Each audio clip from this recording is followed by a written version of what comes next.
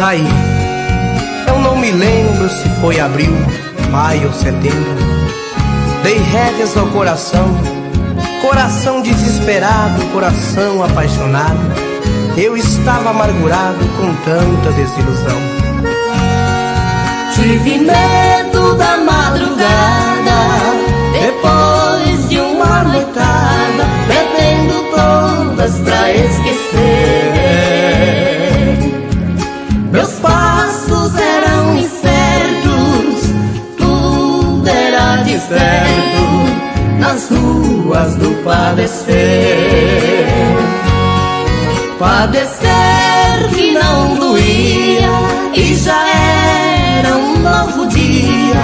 Ao meu lar então voltei.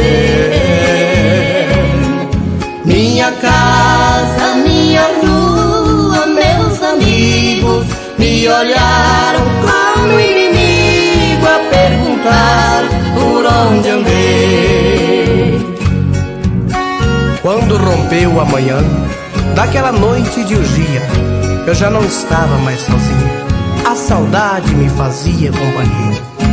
Voltei ao ponto de partida daquela manhã serena. Apesar dos comentários, sei que valeu a pena. No lugar das luzes multicores, senti o perfume das flores. Fiz de tudo e nada fiz. Entrei no cassino e joguei. Se ganhei ou perdi eu não sei. Esta noite eu estava feliz. Se violão, bebida e serenada e um belo luar de prata são companhias pra reprovar. Alguns beijos perdidos, alguns abraços esquecidos que então venham me condenar.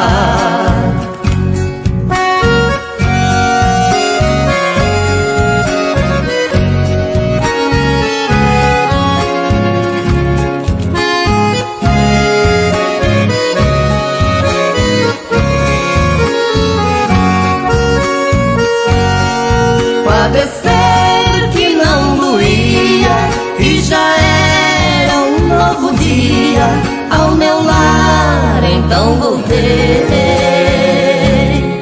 Minha casa, minha rua, meus amigos me olharam